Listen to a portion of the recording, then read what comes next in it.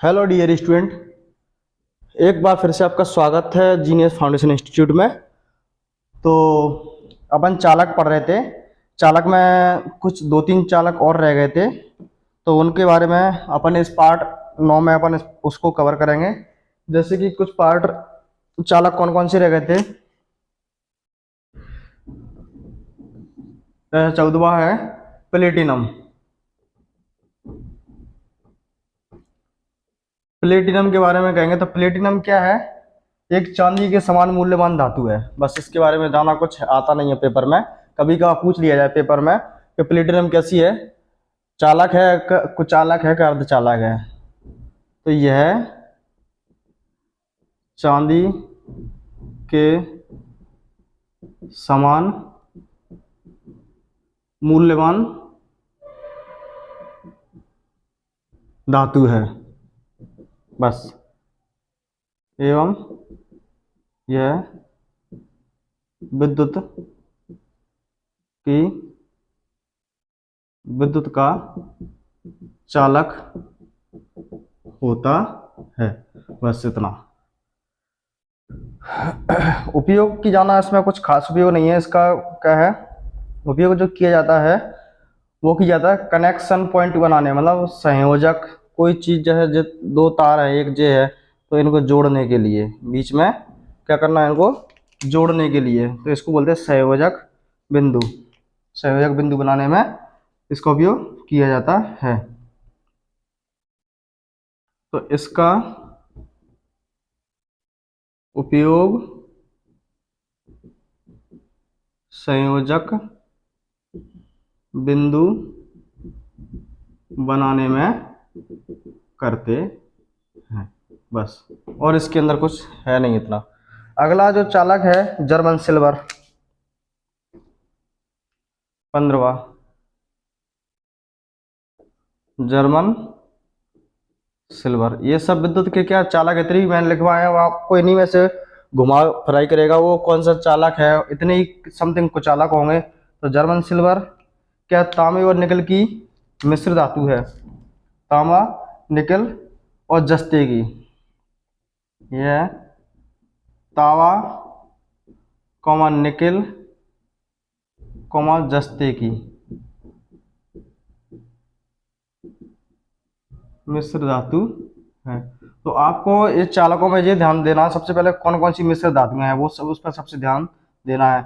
इसमें 60% तांबा रहता है, और निकल की जो मात्रा रहती है 15% रहती है, और 25% इसमें जस्ता रहता है। तो तीनों से मिलकर ये बना होता है।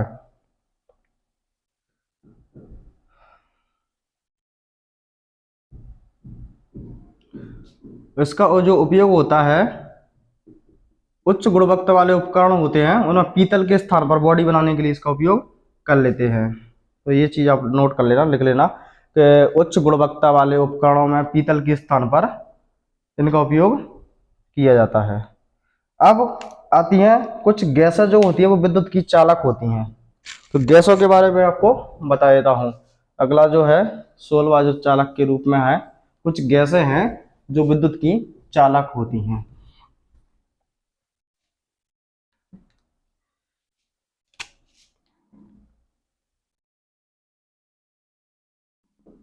गैस, गैसें क्या होती हैं? जैसे नियोन है, नियोन हो गई, हीलियम हो गई, हीलियम, आर्गन हो गई। ये जो गैसें हैं विद्युत की चालक होती हैं, इसमें से करंट चला जाता है। ये जो गैसें भरी जाती हैं बल्ब के अंदर भरी जाती हैं, जो बल्ब आते हैं कांच के, 10-10 15-15 रुपए के कांच के, जो ट्यूबलाइट वगैरह आती हैं, ट्यूबलाइट, तो उनके अंदर ये गैसें भरी जाती है। पूछ लिया जाएगा बल्ब के अंदर कौन सी गैस भरी जाती है, तो आर्गन भरी जाती है। ये बहुत आज पेपर में पूछता है कि बल्ब के अंदर जो गैस भरी जाती है वो कौन सी गैस भरी जाती है, आर्गन गैस उसके अंदर भरी जाती है। और जो आईटीआई की क्लास प्रॉपर ले रहे हैं तो उनसे मेरा निवेदन है कि सब्सक्राइब कर ले चैनल को, इससे आपके पास वीडियो का नोटिफिकेशन पहुंचता रहेगा, और अपने साथियों को शेयर कर दें। तो बल्ब के अंदर कौन सी गैस भरी जाती है, बहुत पूछता है। तो बल्ब के अंदर जो होती है वो आर्गन गैस भरी जाती है। हीलियम, नियन वगैरह गैस है जो मरकरी पेपर लैंप या ट्यूबलाइट के अंदर ये गैसें भरी जाती हैं। ये गैसें कैसी होती हैं, विद्युत की चालक होती हैं। और इनकी कुछ विशेषताएं हैं कि जैसे जैसे इन गैसों का जैसे तापमान बढ़ाएंगे, तापमान इन इन गैसों का अगर तापमान बढ़ता है, तापमान कैसा होगा, बढ़ेगा। जैसे कि इन गैसों का तापमान, जैसे मान के चलो गैसों का जो तापमान बढ़ेगा तो इनका जो प्रतिरोध है, प्रतिरोध वो कैसा होगा, कम होगा। तापमान बढ़ेगा मतलब इनका जो तापमान होता है वो ऋणात्मक ताप गुणांक होता है, ऋणात्मक, नेगेटिव मतलब एनटीसी ताप गुणांक होता है। तो इनकी गैस के बारे में मैं आपको नोट कर देता हूँ जानकारी। तो इनके बारे में मैंने आपको लिख दिया है गैसों के बारे में।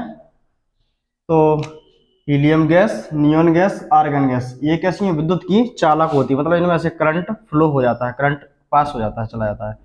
इन गैसों का ताप गुणांक की बात करें, ताप गुणांक जो होता है ऋणात्मक होता है, मतलब एनटीसी। एनटीसी मतलब नेगेटिव टेम्परेचर कोफिशिएंट, ऋणात्मक ताप गुणांक।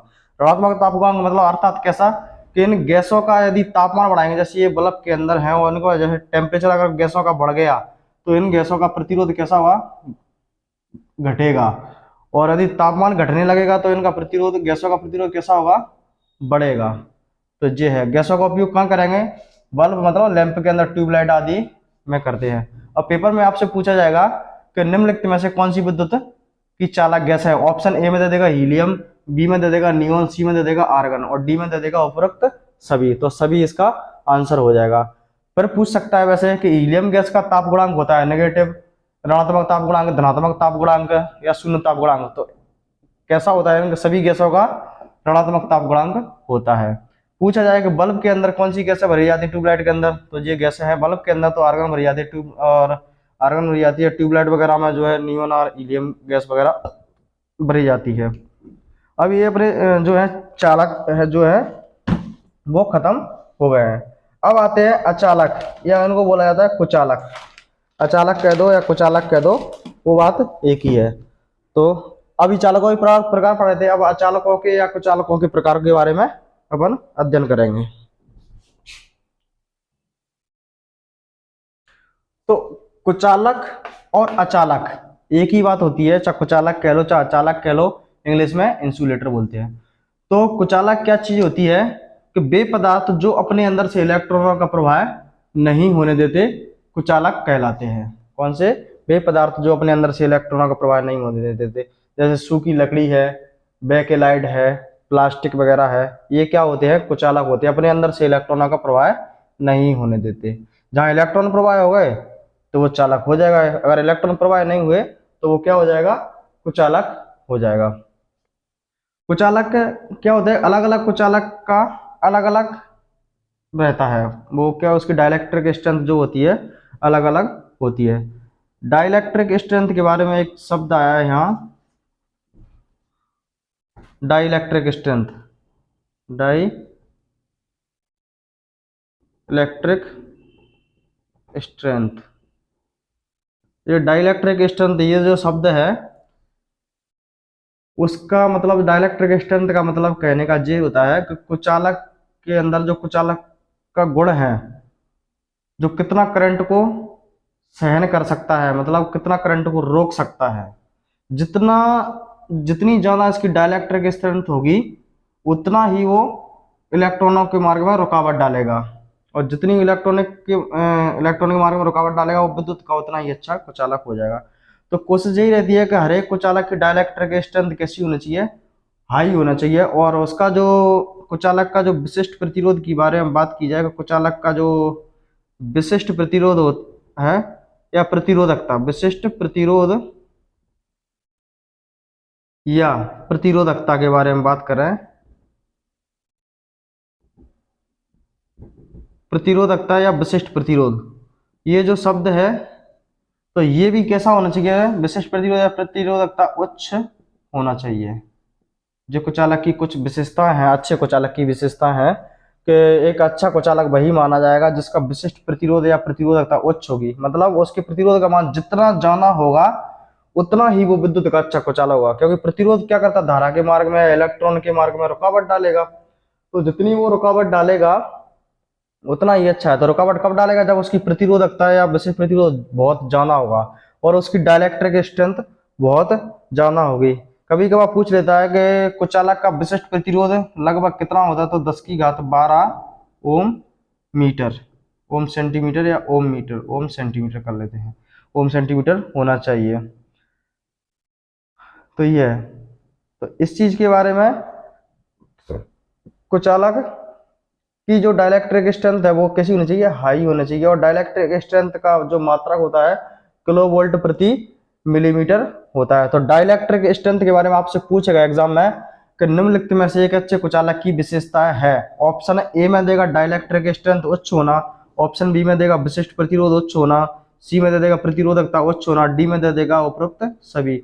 जितना उसका विशिष्ट प्रतिरोध या डाइलेक्ट्रिक स्ट्रेंथ हाई होगी, उसका उपयोग उतने ही अच्छे जो उपकरण हैं, विद्युत के जो हाई क्वालिटी वाले उपकरण, ज्यादा वोल्टेज पर चलने वाले उपकरण हैं, तो उनमें कुचालक के रूप में उनका उपयोग किया जाता है। तो ये उसके गुण हो गए। तो इसके बारे में मैं आपको लिख देता हूँ, जो बताया है उसको नोट कर देता हूँ।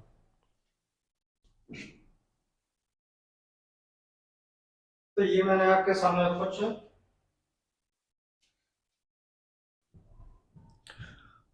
तो ये मैंने आपके सामने कुछ कुचालक पदार्थ के हैं, उनकी कुछ विशेषताएं के बारे में लिख दिया है।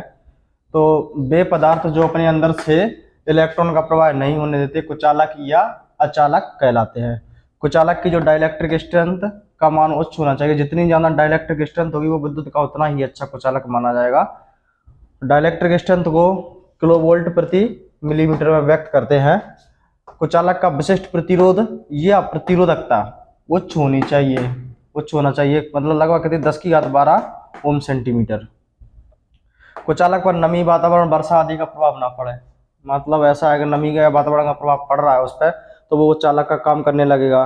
कुचालक क्या होता है कि जैसे अपन कोई भी चीज होती है उस पर करंट से बचने के लिए, जैसे प्रेस का हत्था वगैरह होता है तो वो कुचालक उस पर चढ़ा जाता है। जैसे केबल वगैरह होती है, लाइट की करंट की जो केबल होती है, तो उस पर जो पीवीसी वगैरह चढ़ा रहता है तो वो कुचालक आवरण है। अगर उसकी डाइलेक्ट्रिक स्ट्रेंथ उच्च नहीं होगी तो उसमें उसका जो रबर टाइप की रहती है पीवीसी, उसमें भी करंट आ जाएगा। तो इसीलिए उसका विशिष्ट प्रतिरोध उच्च होना चाहिए। तो यहाँ से आपके सामने सबसे अच्छा क्वेश्चन क्वेश्चन ये बनेगा कि कुचालक की डाइलेक्ट्रिक स्ट्रेंथ का मान कैसा होना चाहिए। ऑप्शन में देगा उच्च होना चाहिए, एक निम्न होना चाहिए, एक मध्यम होना चाहिए। तो उच्च होना चाहिए, एक चीज आपको ध्यान रखना है।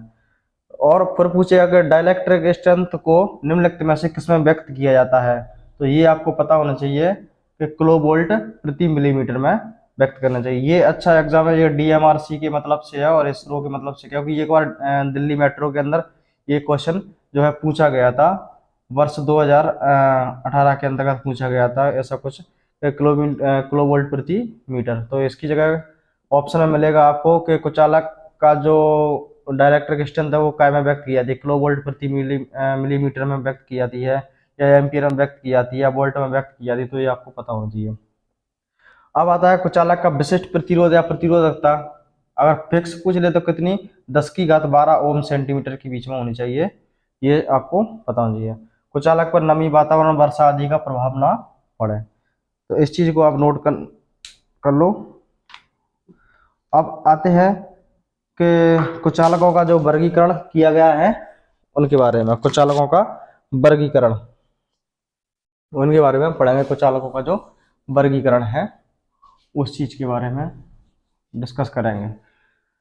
तो सभी छात्र वीडियो देखें, क्योंकि जो इतने छात्र हैं 150 के समथिंग फर्स्ट ईयर के छात्र हैं, तो उनमें से मुझे तो नहीं लग रहा है कि सब पढ़ रहे हैं, 4-6 लोग ही वीडियो को देख रहे हैं, बाकी के लोग नकल के भरोसे ही बैठे हुए हैं। तो उनका आप क्या करेंगे, क्या किया जाए, फेल हो जाएंगे तो फिर बाद में कहेंगे कि फेल हो गए। इससे अच्छा कि पढ़ लेंगे तो वो बेटर रहेंगे। वो नकल एक अलग चीज़, अलग ऑप्शन रहता है, उसके भरोसे क्या को क्यों बैठे रहते हो लास्ट टाइम पर। तो पढ़ते रहो तो फायदे में रहोगे। तो कुचालकों का वर्गीकरण के बारे में पढ़ेंगे यहाँ से। कुचालकों का वर्गीकरण, क्लासिफिकेशन ऑफ इंसुलेशन, इस तरीके से आप या कुचालकों क्लासिफिकेशन ऑफ। तो वर्गीकरण के बारे में, कुचालकों का वर्गीकरण जो है वो पढ़ेंगे। तो कुचालकों का वर्गीकरण किया गया है, सबसे पहले आता है कि कुचालक बोल दो या अचालक बोल दो, बात एक ही है।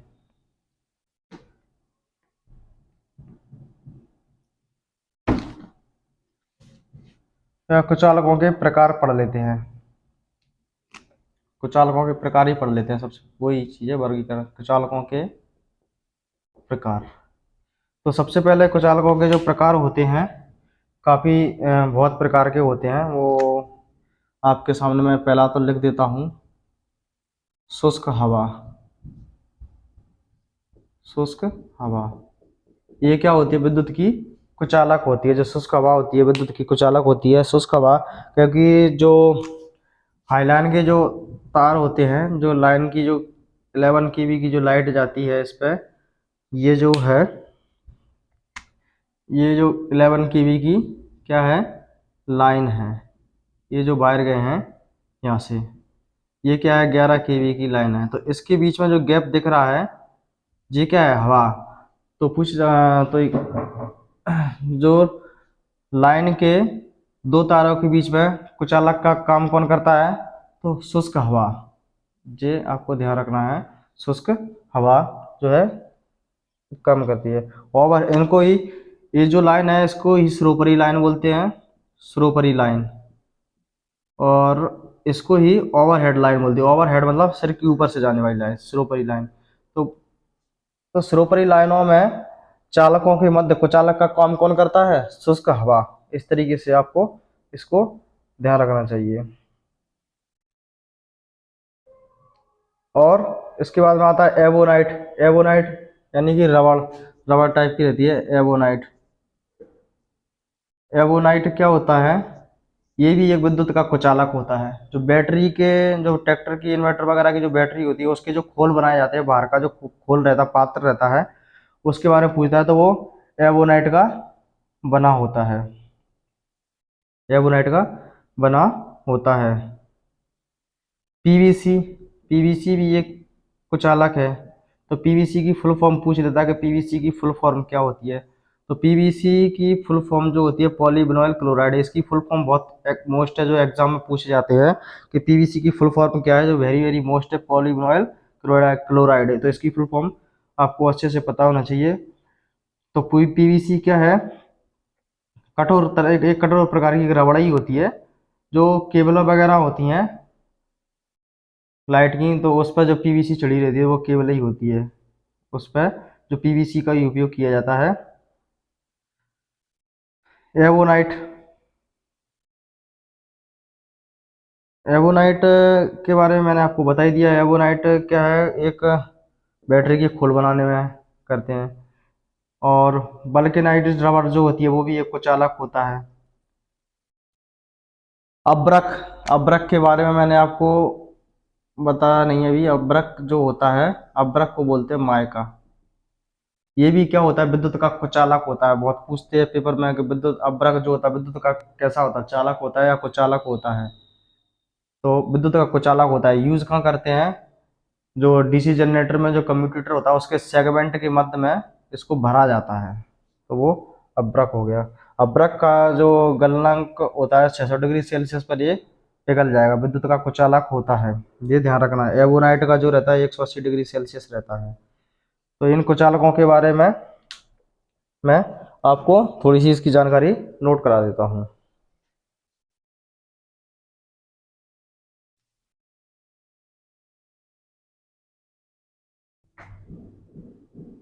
तो ये जो मैंने आपके सामने कुछ कुचालकों के नाम लिख दिए हैं, जैसे शुष्क हवा क्या है, विद्युत का कुचालक है। वल्केनाइज्ड रबर, ये भी विद्युत का कुचालक है। पीवीसी पॉलीविनाइल क्लोराइड, इसकी तो फुल फॉर्म याद कर लेना, विद्युत का कुचालक है। एवोनाइट क्या है, विद्युत का कुचालक है। तो शुष्क हवा क्या है, यह विद्युत का सबसे अच्छा अच्छा कुचालक या अचालक है, किंतु वातावरण की नमी से इसकी चालकता पर, इसकी कुचालकता पर, यहाँ पर सॉरी कुछ मैं लिखना भूल गया, इसकी कुचालकता पर प्रभाव पड़ता है। सीधी सी बात, अगर जैसे पानी वानी बरस रहा है तो हवा में भी थोड़ा बहुत, जैसे हाईलाइन का तार है बगल में गया तो उसमें भी करंट आ जाता है। तो सिरोपरी लाइन है, मतलब जो खंभे वाली लाइन में जो मैंने आपको बताया था इससे पहले, तो वहां दो धात्विक तारों धात्विक चालकों के मध्य जो शुष्क हवा होती है वही कुचालक का काम करती है। ठीक। वल्केनाइज रबड़, वल्केनाइज रबड़ क्या है? यह भी विद्युत का कुचालक होता है। पूछ जी ध्यान रखना, अब ऑप्शन में आपसे पूछा जाएगा, मैं बताऊंगा किस तरीके पूछा जाएगा। इसका उपयोग विद्युत या केबल, जो लाइट की जो केबल होती है उसके ऊपर जो कुचालक आवरण चढ़ाने के रूप में किया जाता है। पीवीसी, पीवीसी के बारे में, पॉलीविनाइल क्लोराइड, यह क्या है? अच्छा कुचालक पदार्थ है। वल्केनाइज रबर की अपेक्षा अधिक टिकाऊ है, मतलब वल्केनाइज रबर थोड़ी सॉफ्ट सी रहती है, लेकिन पीवीसी उससे कठोर रहती है, थोड़ी कठोर रहती है। वर्तमान समय में विद्युत की जो लाइट की जो केबल होती है उस पर कुचालक के आवरण के रूप में पीवीसी का उपयोग सर्वाधिक किया जा रहा है। एवोनाइट, एवोनाइट क्या है? कठोर रबर जैसा कुचालक पदार्थ है। उपयोग कहाँ करते हैं? लेड एसिड सेल, जो इन्वर्टर ट्रैक्टर की बैटरी होती है उनके खोल वगैरह बनाने, पैनल बोर्ड, जो लाइट के बोर्ड जो बनाए जाते हैं, यंत्रों के खोल जो बनाए जाते हैं वो काय के बने होते हैं? एवोनाइट के। तो ये चीज आपको ध्यान। अब पूछेगा आपसे कि सरोपरी लाइनों में दो धात्विक चालों के मध्य कुचालक आवरण कुचालक कौन है? ऑप्शन में देगा शुष्क हवा, बी में देगा बेकेलाइट, सी में देगा पीवीसी, डी में देगा उपरोक्त एवोनाइट। ये क्वेश्चन ये बनेगा। दूसरा क्वेश्चन ये पूछेगा यहाँ से कि जो निम्नलिखित में से कौन सा विद्युत का कुचालक है? ए में दे देगा शुष्क हवा, बी में दे देगा बेकेलाइट और डी में दे देगा पॉलीविनाइल क्लोराइड और डी में उपरोक्त सभी। इस तरीके से कर देगा, ए में दे देगा, बी में दे और सी में दे और डी में सभी। तो ये क्या हो जाएगा? कुचालक हो जाएगा। यदि मान के चलो इनमें जो पूछेगा कि निम्नलिखित में से कौन सा कुचालक नहीं है, कौन सा कुचालक नहीं है, तो ए में दे देगा शुष्क हवा, बी में दे देगा बेकेलाइट रबर, सी में दे देगा पॉलीविनाइल, या फिर ए में दे देगा वल्केनाइज रबर, बी में दे देगा पॉलीविनाइल क्लोराइड, सी में दे देगा एवोनाइट और डी में दे देगा तांबा या कार्बन, तांबा दे दे। फिर पूछेगा कि कौन सा विद्युत का कुचालक नहीं है, तो ये तो तीन तो विद्युत एक कुचालक हो गया, लेकिन तांबा क्या विद्युत का चालक है, तो तांबा सही आंसर हो जाएगा। तो कैसे भी आपको इन करके इनके कुचालकों के जो नाम है वो अच्छे से आपको याद रखना है। और पूछ अगर यहाँ से ये क्वेश्चन इंपॉर्टेंट है कि लेड एसिड बैटरी के जो खोल बनाए जाते हैं वो काय के बने होते हैं? ऑप्शन में देगा पीवीसी के, बेकेलाइट के, या अब्रक के, या एवोनाइट के, तो आपको अब्रक। या फिर पूछ लेगा कि पैनल बोर्ड जो होते हैं वो काय के बने होते हैं, तो आपको ऑप्शन में एवोनाइट मिलेगा, तो एवोनाइट आपको सही लगाना है। अब इसके बाद में आता है अब्रक। अगला कुचालक है वो है अब्रक। अब्रक को क्या बोलते हैं? माइका भी बोल देते हैं, अब्रक या माइका। तो उसके बारे में आपको बता देता हूं मैं।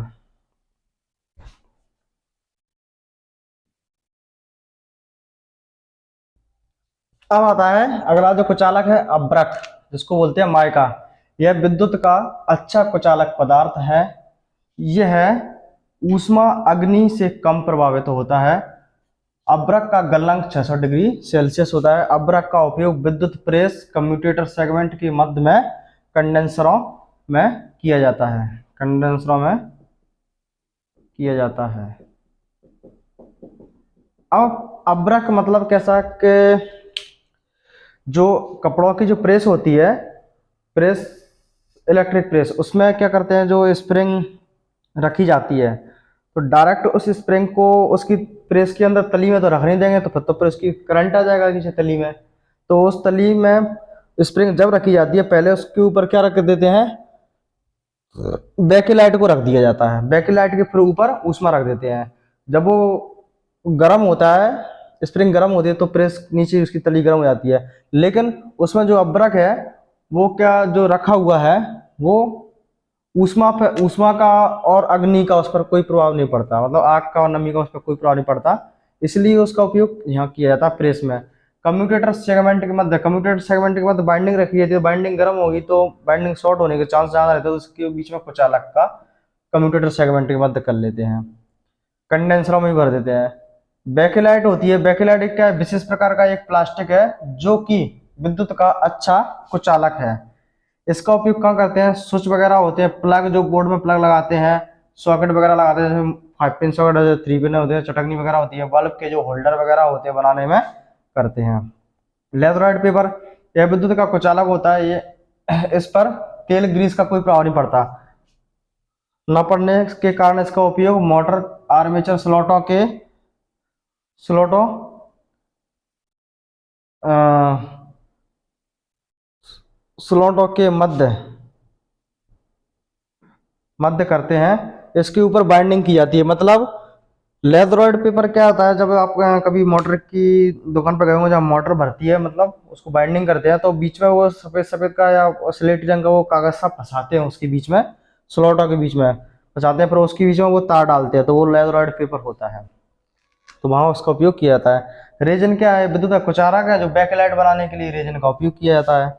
खनिज तेल क्या है, पेट्रोलियम जेली से, मतलब खदानों से प्राप्त होता है, खदानों से उपयोग क्या करते हैं, जो ट्रांसफार्मर के अंदर जो ऑयल भरा रहता है वो कौन सा होता है, खनिज तेल ही होता है, जो विद्युत का कुचालक होता है। क्यों भरा जाता है, बाइंडिंग को ठंडा करने के लिए उसको भरा जाएगा, और जो बाइंडिंगों के बीच में कुचालक का गुण बना रहे उसके लिए किया जाता है। अब यहाँ से एग्जाम में आपसे पूछेगा कि अब्रक क्या है, विद्युत का कुचालक पदार्थ है, ठीक। ऊष्मा और अग्नि का प्रभाव नहीं पड़ता। अब पूछेगा कि जो विद्युत प्रेस होती है, इलेक्ट्रिक प्रेस, उसमें जो ऊष्मक तंतु होता है, हीटिंग एलिमेंट, वो तो नाइक्रोम का बना रहेगा। तो उसको कुचालकता के लिए डायरेक्ट तली में ना रखते हुए वो स्प्रिंग को, तो वहां क्या भरा जाता है, क्या रखा जाता है, तो अब्रक रखा जाता है। अब्रक के ऊपर वो प्रेस का जो स्प्रिंग है, वो तंतु है गर्म करने वाला, वो रखा जाएगा। तो पूछा जाएगा कि प्रेस में कुचालक के रूप में किसका उपयोग किया जाएगा, अब्रक का, बैकेलाइट का, लेदरोइड पेपर का, तो आपको अब्रक लगाना पड़ेगा।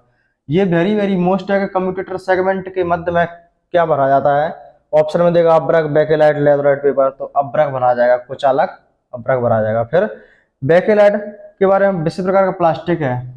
पूछेगा कि स्विच जो होते हैं, स्विच प्लग निम्नलिखित में से किस कुचालक आवरण के बने रहते हैं। ऑप्शन में देगा आपको ए में बैक अब्रक, बी में देगा बैकलाइट, सी में देगा लेदरोइड, डी में देगा रेजन, तो आपको बैकलाइट। ऐसे ही पूछेगा सॉकेट या बल्ब होल्डर के बारे में, पूछेगा बल्ब के जो होल्डर बने होते हैं वो किस कुचालक के बने होते हैं, बैकलाइट के, लेदरोइड के, रेजन के, तो आपको बैकलाइट ध्यान रखना है। फिर पूछेगा कि लेदरोइड पेपर जो मोटर या आर्मेचर के बीच में जो स्लॉट होते हैं, स्लॉट के बीच में जो कुचालक लगाया जाता है, वो किसको लगाया जाता है, तो लेदरोइड को लगाया जाता है, लेदरोइड पर। इस पर क्या नमी का, उसका सॉरी ग्रेस का, ऑयल का इस पर कोई प्रभाव नहीं पड़ता। रेजन क्या है, कुचालक है जो बैकलाइट बनाने में करते हैं। पूछा जाए कि ट्रांसफार्मर बाइंडिंग को ठंडा करने के लिए किसका उपयोग किया जाता है, तो खनिज तेल का, मतलब ऑयल। जो खनिज तेल पूछ लिया जाए पेपर में कि कैसा होता है, तो विद्युत का कुचालक होता है। अब लास्ट और रह गया इसका पोर्सलिन, तो पोर्सलिन के बारे में आपको बता देते हैं। तो ये क्या हो गया, पोर्सलिन। पोर्सलिन क्या एक विशेष प्रकार की चीनी मिट्टी होती है, जिसको क्या करते हैं, विभिन्न आकृतियों में, जैसे मिट्टी को सांचे में डाल लेते हैं तो उसकी ईंट बना लेते हैं, जैसा वो चाहे पर बना लेते हैं। ऐसे इसको क्या करते हैं, विभिन्न आकृतियों में डालकर, सुखाकर, सांचों में अलग अलग, जैसे जैसे सांचों में डालकर सुखाकर फिर उसको पका लेते हैं, तो कुछ अलग वस्तुएं बनाई जाती हैं। जैसे कि ओवर हेडलाइन होती हैं जो 11 kV 66 kV की, तो उस पर जो तार कसा रहता है, उसके ऊपर तार रखा रहता है, तो वो क्या रहता है, इंसुलेटर। तो वो पूछता है काय का बना होता है, तो वो पोर्सलिन का बना रहता है। इंसुलेटर बनाने में, मतलब पोर्सलिन बनाने में। ऊष्मक तंतु हीटर की जो प्लेट होती है, वो काय की बनी होती है, जय पोर्सलिन या चीनी मिट्टी की बनी होती है। तो ये चीज आपको क्लियर हो गई। लगभग ये चैप्टर अपना खत्म है। अब आता है तीसरा, अर्धचालक, जिसको बोलते हैं सेमीकंडक्टर। तो अपन ने चालक पढ़ लिए, कुचालक पढ़ लिए, अब अर्धचालक पढ़ेंगे। अर्धचालक क्या होता है कि वे पदार्थ जो अपने अंदर से इलेक्ट्रॉनों का प्रवाह चालक से कम और कुचालक से अधिक होने देते हैं, अर्धचालक कहलाते हैं। इसकी चीज को ध्यान देना। तो अर्धचालक के बारे में और देखा जाए तो अर्धचालक क्या होता है कि तापमान बढ़ने पर